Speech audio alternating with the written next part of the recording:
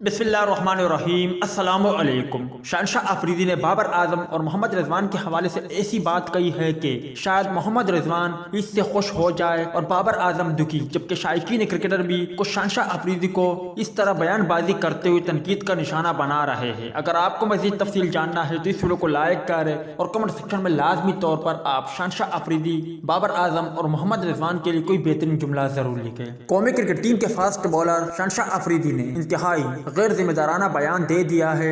उनका कहना है कि मोहम्मद रिजवान बाबर आजम से बेहतर कप्तान है। लाहौर कलंदर का कप्तान तैनात होने के बाद मीडिया से गुफ्तगू में उन्होंने कहा कि रिजवान की शख्सियत ने मुझे बहुत मुतासिर किया है। मैंने डोमेस्टिक क्रिकेट मोहम्मद रिजवान के साथ खेली है और मुझे उनका अंदाज कप्तानी पसंद है। शहंशाह अफरीदी ने कहा कि बाबर आजम कौमी टीम के कप्तान है, वो भी अच्छे है, मगर मोहम्मद रिजवान बेहतरीन है। क्रिकेट पंडितों का कहना है कि मौजूदा कप्तान के बारे में ऐसा बयान गैर जिम्मेदाराना है। बाबर आजम ने मुश्किल हालात में टीम की कमान संभाली और फिर कौमी टीम की फतवात का एक नया सिलसिला शुरू हुआ, जिसमें हर गुजरते दिन के साथ इजाफा हो रहा है। उन्होंने कहा कि मौजूदा कप्तान की कामयाबियों के बावजूद उनका किसी दूसरे खिलाड़ी से मुवाजना करना इंतहाई गलत है और इससे टीम के इत्तेहाद को भी ठेस पहुंच सकती है। आप भाइयों को क्या लगता है, शहंशाह अफरीदी को ऐसा बयान देना चाहिए था या नहीं? इस हवाले से कमेंट सेक्शन आपके कमेंट्स का मुंतज़र रहेगा।